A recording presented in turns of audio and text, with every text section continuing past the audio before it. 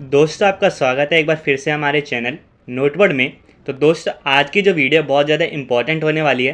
काफ़ी दिनों से दोस्तों वीडियो नहीं आ रही थी चैनल पे, लेकिन अब दोस्तों वीडियोस आने वाली हैं। तो चैनल को आप सब्सक्राइब करके रख लीजिए और जो जितने हो सके आप दोस्तों शेयर कीजिए वीडियो को, ताकि बाकी जो लोग हैं वो भी इस वीडियो का बेनिफिट ले सकें।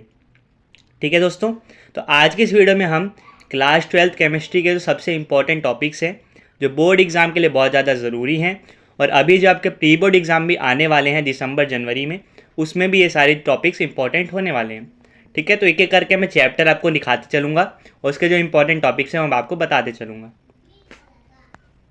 तो पहली जो यूनिट है, यूनिट नंबर 2 सॉल्यूशंस। इसमें सबसे पहला जो इंपॉर्टेंट टॉपिक है दोस्तों, राउल्ट्स लॉ। ठीक है, राउल्ट्स लॉ जो है बहुत ज़्यादा इंपॉर्टेंट है। आइडियल गैसेस और रियल जो गैसेस होती है, आइडियल सोल्यूशन और रियल सोल्यूशन जो है, उनमें क्या क्या फ़र्क होता है दोस्तों, उनका जो ग्राफ होता है किस तरीके से होता है, ठीक है, वो आपको आना चाहिए। राउल्ट्स लॉ क्या कहता है वो आपको पता होना चाहिए। दूसरा इंपॉर्टेंट टॉपिक जो है दोस्तों, वह है कॉलीगेटिव प्रॉपर्टीज़। 4 कॉलीगेटिव प्रॉपर्टीज़ हैं। पहला है relative lowering of vapour pressure, दूसरा है elevation of boiling point, depression of freezing point और ऑस्मोटिक प्रेशर। चारों के जो दोस्तों फाइनल जो स्टेटमेंट बनती है, ठीक है, वो आपको याद होना चाहिए। उस पर बेस्ड न्यूमेरिकल आ सकता है या तो आपको डिराइव करने के लिए दे सकता है। तो चारों का आप अच्छे से पढ़ लीजिएगा। ठीक है, तो यूनिट 2 में दोस्तों यही 2 इंपॉर्टेंट टॉपिक्स थे। यूनिट 3 है इलेक्ट्रोकेमिस्ट्री। इसमें पहला जो इंपॉर्टेंट टॉपिक है वो है नर्न्स्ट इक्वेशन और इसकी जो एप्लीकेशंस है। ठीक है, ये बहुत ज़्यादा इंपॉर्टेंट है, इसको आप कर लीजिएगा, इस पर न्यूमेरिकल आता है दोस्तों। अगला है कोलराउश लॉ, बहुत ज़्यादा इंपॉर्टेंट है, इस पर भी न्यूमेरिकल आता है, वैल्यूज़ आपको दे देती है। ठीक है, जो मोलर कंडक्टिविटी है उसकी वैल्यूज़ दे देते हैं और फिर आपको जो सॉल्व करना होता है। थर्ड जो इंपॉर्टेंट टॉपिक है दोस्तों वो है ड्राई सेल। इसमें इलेक्ट्रोलाइटिक सेल्स और गैल्वेनिक सेल दोनों के बारे में आपको पता होना चाहिए, डायग्राम। ठीक है, और लास्ट में एक छोटा सा टॉपिक आता है दोस्तों आपका फ्यूल वाला जो है, उसमें कौन सी सेल कहाँ पे यूज़ होती है, कौन सा जैसे हाइड्रोजन जो फ्यूल है कहाँ कहाँ यूज़ होता है। इस तरह के क्वेश्चन भी MCQ में आ जाते हैं। तो वो जो लास्ट वाला थ्योरी के कुछ पेजेस हैं इस चैप्टर में, वो भी आप ज़रूर ध्यान से एक बार पढ़ लीजिएगा। उसके बाद है दोस्तों यूनिट नंबर 4 केमिकल काइनेटिक्स। पहला है ऑर्डर और मॉलिक्यूलरिटी। इन दोनों में डिफरेंस दोस्तों आपको पता होना चाहिए, आ जाता है कई बार 2-3 नंबर का। फिर है रेट लॉ और जो रेट कांस्टेंट है, बहुत ज़्यादा इंपॉर्टेंट है, ये आपको आना चाहिए। सबसे इंपॉर्टेंट जो है दोस्तों इस चैप्टर में वो है integrated rate equation and half life. ठीक है, 2 ऑर्डर के लिए, 0 के लिए और फर्स्ट ऑर्डर के लिए। ठीक है, इनके लिए जो रेट की इक्वेशन है वो क्या होगी और हाफ लाइफ की इक्वेशन क्या होगी। तो ये दोनों डिराइव करने के लिए आता है दोस्तों, और कई बार न्यूमेरिकल भी आता है। तो कम से कम इन दोनों की डेरिवेशन आप ज़रूर याद करिएगा, दोनों में से एक ना एक आ सकता है। फिर लास्ट है एर्हीनियस इक्वेशन और एक्टिवेशन एनर्जी। इसमें एक्टिवेशन एनर्जी का कर्व किस तरीके से होता है और जो एर्हीनियस इक्वेशन है दोस्तों उस पर बेस्ड न्यूमेरिकल आ सकता है। ठीक है, तो ये यूनिट 4 हो गया। अब है सीधे यूनिट 8। बीच के जो चैप्टर डिलीटेड हैं, ठीक है दोस्तों, जैसे आपका यूनिट 1 डिलीटेड था, 5, 6 और 7 डिलीटेड था। अब सीधे आता है unit 8 D and F block elements. तो इसमें जो प्रॉपर्टीज़ है, किस तरीके से रेडियस बढ़ता है, ठीक है, एंथैल्पी किस तरीके से इंक्रीज़ होती है ट्रांजिशन मेटल्स की, वो आपको पता होना चाहिए। अगला है दोस्तों preparation and properties of K2Cr2O7 और KMnO4। इन दोनों का आप दोस्तों ज़रूर देख लीजिएगा, 2 पेज में है आपकी बुक में। ठीक है, किस कलर के होते हैं दोनों कंपाउंड्स, इनकी प्रॉपर्टीज़ क्या होती है, इनको प्रिपेयर कैसे करते हैं, ये बहुत इंपॉर्टेंट है, आ सकता है। और थर्ड जो है बहुत इंपॉर्टेंट, वो है लेंथेनॉइड कॉन्ट्रैक्शन, क्यों होता है, ठीक है, और उससे दोस्तों क्या क्या रीज़न है उसके होने का और उससे क्या क्या कॉन्सिक्वेंसेज होते हैं, ये आपको पता होना चाहिए। ठीक है, उसके बाद है यूनिट 9 कोऑर्डिनेशन कंपाउंड। तो सबसे पहला इंपॉर्टेंट टॉपिक है दोस्तों नॉमेनक्लेचर। कन्फर्म है इसमें से क्वेश्चन आएगा। ठीक है, अब किस तरह का आएगा वो आप देख लीजिए, बहुत सारे आपको एग्जाम्पल दे रखे हैं, उन सब की अगर आप प्रैक्टिस कर लेंगे तो उससे बाहर का कुछ नहीं आने वाला है। ठीक है, उसके बाद है दोस्तों वर्नर्स थ्योरी, VBT और CFT, ये तीनों आपको पता होना चाहिए। ठीक है, वैलेंस बॉन्ड थ्योरी और क्रिस्टल फील्ड थ्योरी। इसमें से दोस्तों CFT जो बहुत ज़्यादा इंपॉर्टेंट है, ये भी आपको पता होना चाहिए। तो तीनों थ्योरी आप एक बार अच्छे से पढ़ लीजिएगा। फिर है magnetic properties and shapes of coordination compound. ये क्वेश्चन आता है दोस्तों, आपको इलेक्ट्रिक कॉन्फ़िगरेशन जो है वो दे देगा, फिर आपसे पूछेगा ये कौन सा, इसकी जो मैग्नेटिक प्रॉपर्टी है वो क्या है। ठीक है, ये कंपाउंड पैरामैग्नेटिक है या डायमैग्नेटिक है।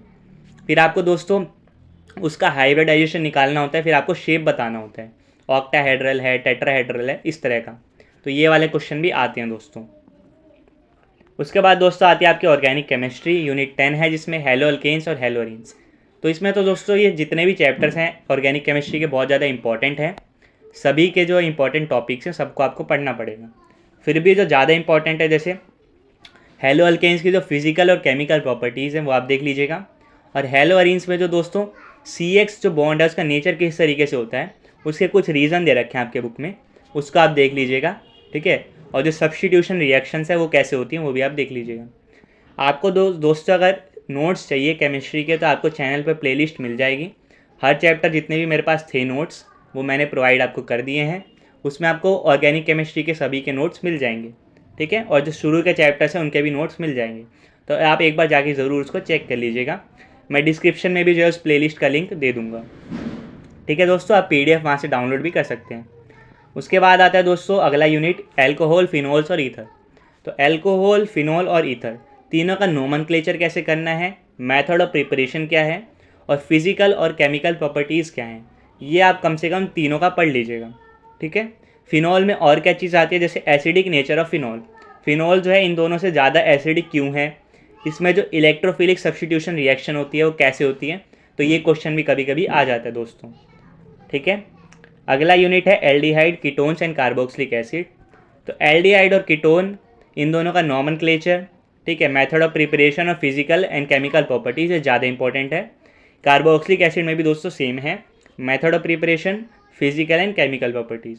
नोमेनक्लेचर दोस्तों आपको हर चैप्टर में करना है, चाहे वो दोस्तों आपका कोऑर्डिनेशन कंपाउंड हो, चाहे वो ऑर्गेनिक केमिस्ट्री के सारे चैप्टर्स हों। ठीक है, नोमेनक्लेचर आपका आ सकता है कहीं से भी।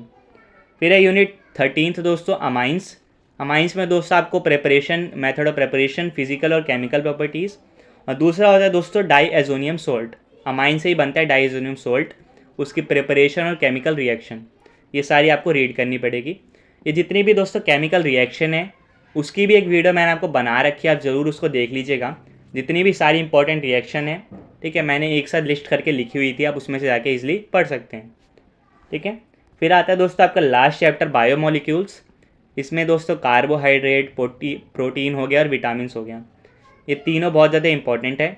न्यूक्लिक एसिड वाला भी पोर्शन दोस्तों बहुत ज़्यादा जो है इंपॉर्टेंट है। इसमें DNA और RNA का जो है स्ट्रक्चर कैसे होता है, उनमें क्या क्या डिफरेंस है, न्यूक्लियोटाइड किस में होता है, न्यूक्लियोसाइड किस में होता है।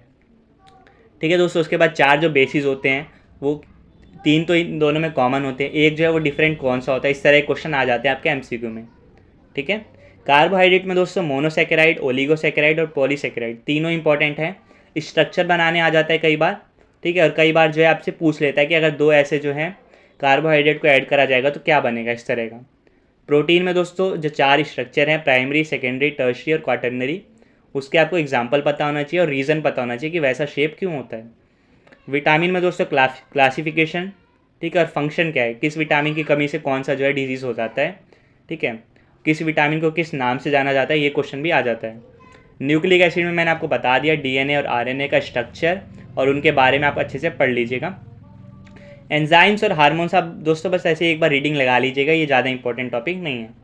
तो ये जितना मैंने आपको दोस्तों इस वीडियो में बताया ये मोस्ट इंपॉर्टेंट टॉपिक्स हैं। ठीक है, क्लास 12th केमिस्ट्री के। तो इसमें ज़्यादातर सारे ही आपका जो बुक कवर हो जाती है, लेकिन ये टॉपिक्स आप कम से कम ज़रूर कर लीजिएगा। इसके अलावा अगर जो टॉपिक्स हैं उनको आप स्किप कर सकते हैं अगर आपका भी सिलेबस कंप्लीट नहीं हुआ तो। लेकिन क्योंकि अभी आपके पास बहुत ज़्यादा टाइम है, अभी आपके पास 3 महीने, उसके बाद आपका पेपर होगा, तब तक आप इजीली इसको कर सकते हैं।